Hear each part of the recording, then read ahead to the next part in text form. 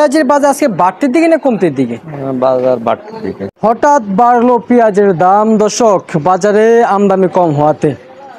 অবস্থান করছি ঢাকা শ্যামবাজার। আজকের পেঁয়াজের দামটা কেমন যাচ্ছে দর্শক বন্ধুরা জানিয়ে দিব আড়তদারের সাথে কথা বলে আজকের আপডেট খবর। দর্শক, পেঁয়াজ, রসুন, আলুর দামটা কেমন যাচ্ছে সঙ্গে থাকেন, সরাসরি কথা বলবো। এখানে দেখতে পাচ্ছি আড়তদার বসে আছে, ওনার সাথে কথা বলে জানিয়ে দিব আজকের বাজার দর।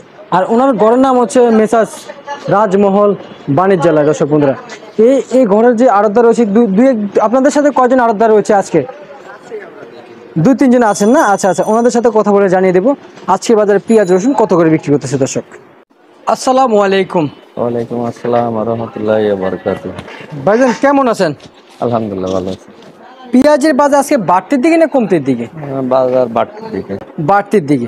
হঠাৎ বাজার বাড়লো কেন? আসলে হাটে বাজারে আমদানি কম হয়েছে, আমদানি কম আছে, বাজারটাও বেশি।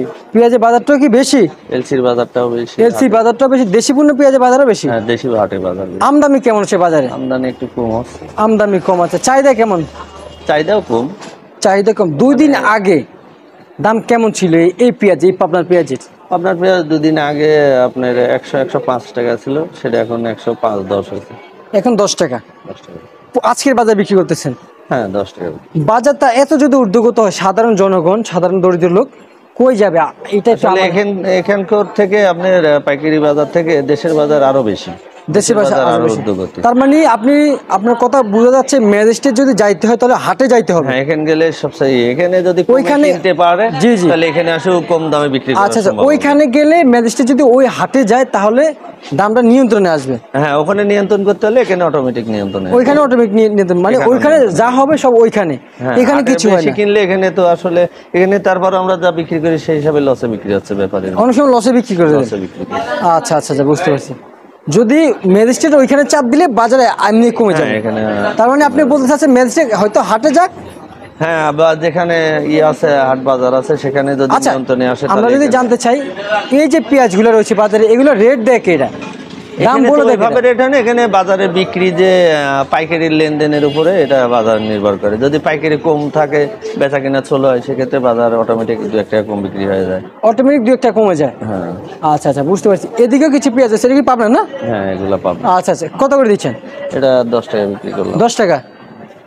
10 টাকা দরে দিচ্ছেন। আর এই যে ফরিদপুর কত করে দিচ্ছেন? এগুলা বিক্রি করলাম 100-105 টাকা। 100-105 টাকা। এটা কি এলসি পেঁয়াজ নেই কালো যে? না, এটা বাংলাদেশেই তৈরি হয়েছে, ইন্ডিয়ান সুপসাগরের জাত। সুপসাগর বাংলাদেশে তৈরি, উৎপাদন হয় বাংলাদেশে।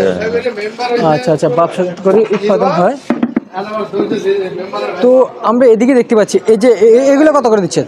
এগুলা 96-97 বিক্রি করছি ফরিদপুরে। আচ্ছা আচ্ছা আচ্ছা, এই যে আমরা দেখতে পাচ্ছি রসুন কত করে বিক্রি করতেছেন? রসুন 175 টাকা। 175 টাকা। নাটোরের রসুন। আর আলু কত করে দিচ্ছেন আজকে বাজারে? আলু বাজারে 46-48। 800। এগুলো রাজশাহী নাকি? রাজশাহী আছে, বিক্রমপুর আছে। বিক্রমপুর কত করে দিচ্ছেন? বিক্রমপুর 46 টাকা।